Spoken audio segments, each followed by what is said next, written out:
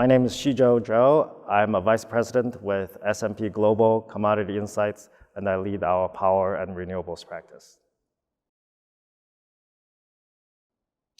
As we all know, the Russian-Ukraine crisis really sent global commodity prices to unprecedented levels.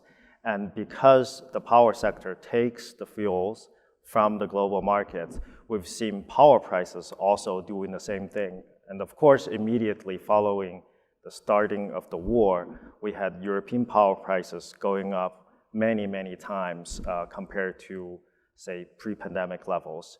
But also in any other organized electric power markets where there are wholesale prices following supply and demand on prices, we've seen similar situations. For example, in South Korea, we've seen the wholesale power prices there double.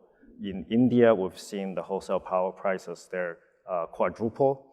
And these are having major impact on the entire power sector value chain, from the wholesalers all the way down to your end users. Going forward, we expect these commodity prices to be relatively volatile, and the war situation would continue to play a very uncertain factor in this.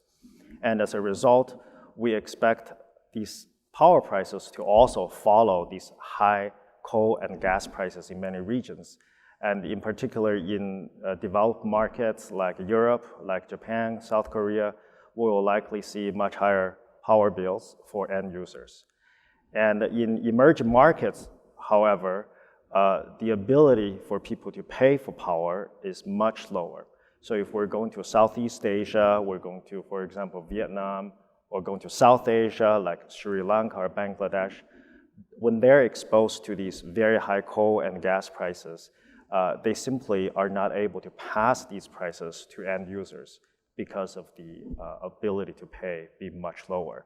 So oftentimes we may end up seeing curtailment of power, that power producers essentially deciding not to generate the power at all because people couldn't afford it. And so this could also add to the disruptions of power supply, which have already increased during the past few years because of COVID-related supply chain issues, because of extreme weather conditions.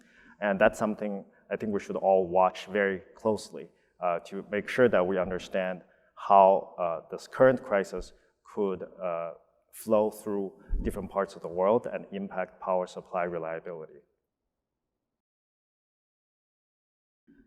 Governments around the world are noticing this, right? Especially when you have high power prices for consumers. The good news is that in most countries, the retail power prices, especially for residential users, are regulated. So the consumers may not feel the pain right away, but somebody has to pay for it ultimately. So depending on how the power system regulations are set up, some markets, it could be the wholesalers, some markets, it could be the industrial customers, and in other markets, it could be the government or taxpayers footing the bill.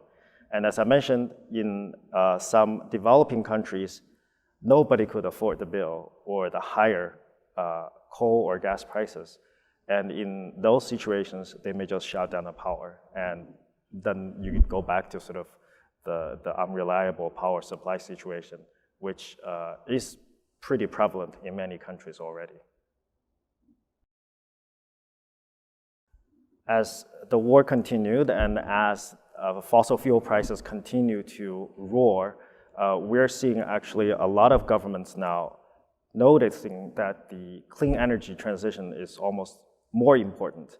And so, of course, Europe was the first one to pledge that they're going to accelerate the transition to renewables, to green hydrogen, and bring forward some of the timelines they had set up, say, for 2040 or 2050. And now they wanted to materialize those in, say, 2030 or even sooner. And we're also going to see other markets doing the same thing. Generally, when you have high fossil fuel prices, the alternative energy sources become more attractive to many countries and to many players. And as a result, they will probably accelerate the transition that's already ongoing. The thing we do have to pay attention to is to make sure that as that acceleration happens, the rest of the system can actually accelerate with it. And specifically to make sure that, for example, supply chain for solar panels, for storage, batteries, for wind turbines can also produce more to make sure that the whole system is coordinated and keep that line of sight to allow this transition to happen smoothly.